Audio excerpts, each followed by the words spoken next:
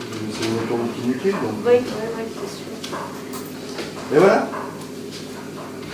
Bon, Merci. vous aurez encore du bon fromage dedans.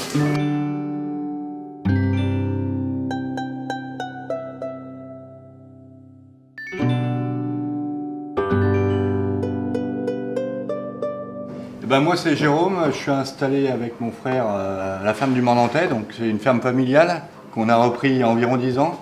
Et on est producteur de lait et transformateur, donc c'est-à-dire qu'on transforme tout notre lait, pratiquement tout notre lait, en yaourt et en fromage. Alors moi c'est Cédric, donc je suis associé à Jérôme. Voilà, donc j'ai en charge un peu tout l'administratif, les cultures, le fromage blanc, les yaourts, enfin la transformation quand il y a besoin. Dans les années 75, mon père et ma mère ont repris la ferme des grands-parents.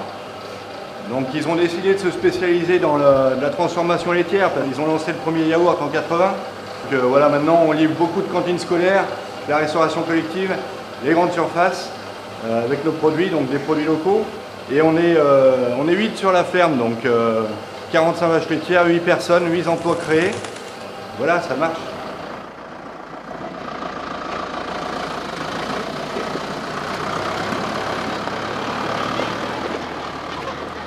Donc j'ai fait des études dans un premier temps en menuiserie, puis je suis revenu à l'agricole parce que c'était mes racines, c'était quelque chose qui me plaisait vraiment. J'ai rencontré Jérôme et Cédric par le biais d'un stage. Je me suis rapproché d'eux et je souhaite donc m'installer aujourd'hui avec eux. On met de la confiture de nos copains producteurs des Monts du Lyonnais. Donc on la brasse avec et puis on emballe avec la prise.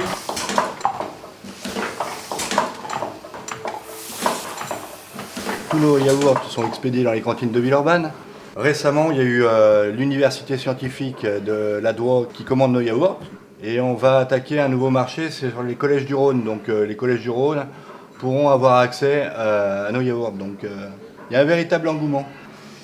Mais en fait, quand on voit le nombre de terrains agricoles qui va être bouffé par cette autoroute, c'est 500 hectares directement, mais toutes les zones commerciales, toutes les zones industrielles qui vont se mettre à côté, se greffer autour d'une autoroute, ils vont impacter énormément de terres. Donc tu te dis que voilà, tu vas payer une autoroute, 10 € pour aller t'encucher sur Bruniel, où là, il y aura des bouchons monstres. Quoi. Le tracé il était défini, défini depuis 40 ans. Quoi. Donc on le sait le tracé, c'est vraiment précis, c'est juste en dessous de la ferme. Donc, Il passe dans le vallon là, où passe le ruisseau. Donc ça va passer juste là en dessous à quelques centaines de mètres en fait simplement. Pour pouvoir se déplacer plus rapidement, écoute, on fait l'impasse un peu sur les producteurs, il y aura 2-3 paysans qui vont disparaître, c'est pas grave, mais on arrivera plus vite au travail. Il y a un non-sens quoi.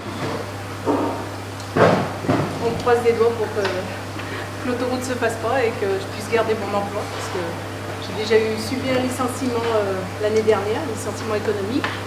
Donc c'est galère pour trouver du travail, donc à 48 ans, bientôt 49, pour commencer, c'est pas marrant. Ils font des propagandes, la Saint-Étienne Métropole avec la région pour la 45. Ces gens-là, ils ne sont pas beaucoup déplacés sur ce territoire parce qu'ils verraient des paysans là.